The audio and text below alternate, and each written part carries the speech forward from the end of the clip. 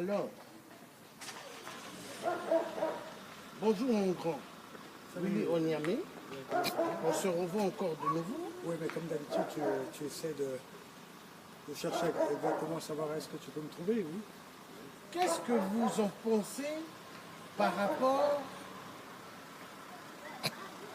à la mascarade du défilé de la fête nationale du drapeau des colonisateurs vert, jaune, rouge que j'avais déchiré? À vous la parole. Non, je voulais simplement vous dire que l'action que vous avez menée par rapport au drapeau que vous avez déchiré, vous avez complètement raison. Parce qu'il est important aujourd'hui que tous les Congolais, partout où ils se trouvent, que nous arrivions éventuellement à faire en sorte que tout ce qui symbolise la haine, la division, le tribalisme, soit complètement banni. Et je vous le dis de manière tout à fait officielle, que l'action que vous avez faite est une action salutaire. Quant à la question sur laquelle, sur le défilé du 15 août, que M. Sassou Nguesso a fait avec 8%, 8% avec ses sbires, je dirais tout simplement pour moi c'est un non-événement. qu'est-ce que vous en pensez par rapport à l'entourage du véhicule du Corbeau Noir? Non, Toute mais, sa garde avec des armes, non, mais, monsieur, des engins. Hein? non, monsieur Passy, vous Lourd. savez que moi je suis un vrai humaniste. Non pas un humaniste simpliste de philosophie, je pratique l'amour de l'être humain. Et quand il y a des... Oh, qu'est-ce que vous voulez que je vous dise des hommes qui présentent des comportements qui sont apparemment barbares, je les condamne. Et moi je vous dis tout simplement, je ne fais pas attention à ce genre de choses. Qu'est-ce que vous avez à dire par rapport au nouveau gouvernement qu'ils sont en train de faire ou qu'ils ont déjà eu à faire mais ils ne sont pas encore bien nommés? Je vous dis une chose, la chose la plus importante c'est le système. Monsieur Sassou Nguesso a mis un système en place qui est un système qui est hyper dangereux. Et quoi qu'il arrive, quoi qu'il fasse, tous les membres du gouvernement qu'il va éventuellement nommer ou désigner, pour moi, ne sont en réalité que ceux qui contribuent à ce qui est d'autant plus dangereux pour notre pays, c'est-à-dire accompagner ce système qui est un système dangereux et que tous ceux qui seront membres du gouvernement, moi je vais être franc avec vous, pour moi c'est tout simplement des petites personnes qui accompagnent M. Sassou Nguesso et qui ont paierait un jour le fait d'avoir accompagné cet homme dans cette action. Voilà. Vous savez, par rapport à tout ce que vous avez dit, M. Onyami, petit-fils du vrai Jacques Opalo, qui a travaillé avec le président Fulbert Youlou, l'abbé Fulbert Youlou, et le charisme que ces deux hommes d'étoiles, de lumière, céleste, avaient, que Dieu avait mis en eux, c'était des hommes du rassemblement. Mais aujourd'hui, dans notre si beau petit pays, que le Congo-Brazzaville, Ah, ça j'adore. devient, qu'on appelait hier, Brazza la verte. Mais aujourd'hui, ne devient plus Brazza la verte, mais Brazza la poubelle et Brazza là où ce qui manque de Nivaquine et aspirine dans des hôpitaux. Dans des hôpitaux, place bien la caméra, bien, comme je t'avais dit, pas comme ça courbée. Qu'est-ce que vous en pensez par rapport aux hôpitaux où ce qui manque des Nivaquine et des aspirines? Parce que monsieur 8% pour lui, c'est tout donné à la France, de toutes nos richesses minières, parce que c'est la marionnette de la France. Qu'est-ce que vous avez à dire par rapport à cela? Vous savez, c'est une question, mais au fond, il y a plusieurs questions. dans ce que vous venez éventuellement d'énoncer. C'est moi qui vois. Je voulais simplement vous dire que vous avez posé une question aussi simple. C'est de savoir est-ce que c'est normal que dans un pays aussi riche que le Congo, bourré de minerais, de richesses, notamment le pétrole, et que la population continue à souffrir.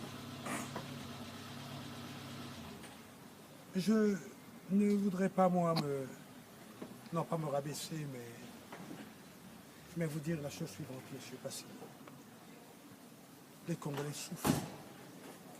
Ils souffrent simplement parce que vous avez aujourd'hui à la tête du pays un homme qui, au fond, n'a rien dans sa tête, qui n'est réellement qu'un avatar, comme vous avez l'habitude de le dire, hein, je le concède, hein, très honnêtement, mais qui, au fond, est dans une des méchancetés qu'on n'a jamais connues.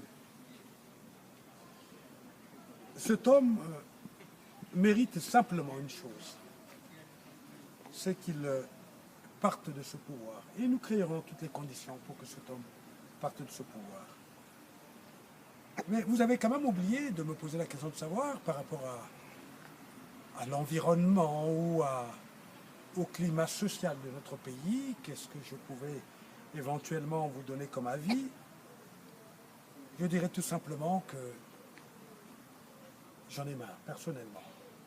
Quand je pense à Jacob Pango, moi je suis l'incarnation politique de cet homme, et si vous voulez aller plus loin, ben, je vous le concède, que cet homme parte.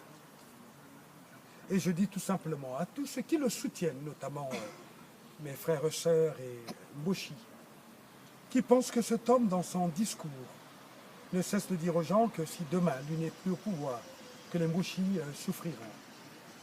Je dis non. Cet homme doit partir. Parce que j'estime qu'il est méchant.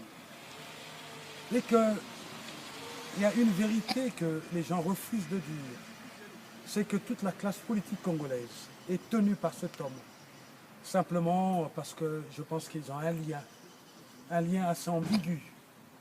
Ambigu pourquoi? Parce que toute cette classe politique, ce ne sont réellement que des péripatéticiens.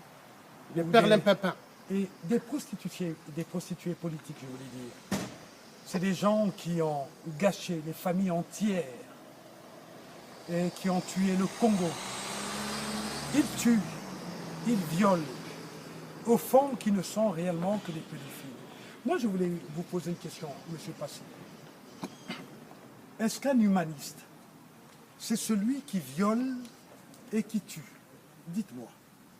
Non, un humanisme, c'est celui qui est là pour sauver toute vie humaine Mais moi, et apporter des solutions. Mais moi, je vais vous interrompre pour vous dire que l'humaniste, c'est celui qui a le sens de l'intérêt général.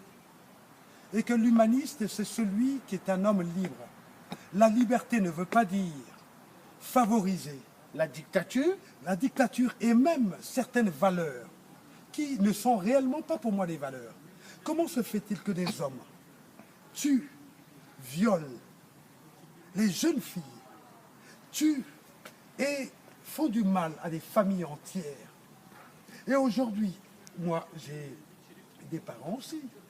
Aujourd'hui on vous dit que pour avoir un boulot, pour avoir de quoi manger, on est obligé, qu'on soit un homme, qu'on soit une femme, on est obligé de se prostituer. Est-ce que c'est ça l'humanisme, M. Passy? non, c'est pas ça. Est-ce que vous, dans votre vie, dans votre éducation, est-ce qu'on vous a dit que être un être humain, c'est de rendre votre corps accessible pour arriver à avoir un poste? Non. Mais malheureusement aujourd'hui, c'est ce qui se passe au Congo. Et ça, je le dis aujourd'hui. Et je le dirai encore plus fort demain.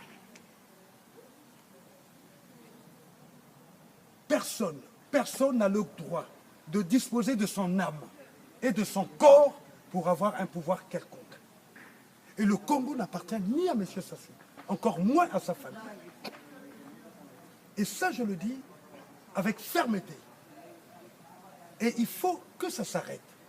Et si vous, M. Passy, vous pensez que l'humanisme, c'est violer, c'est tuer, c'est disposer de son corps, Monsieur Passy, vous êtes responsable de l'avenir de notre pays.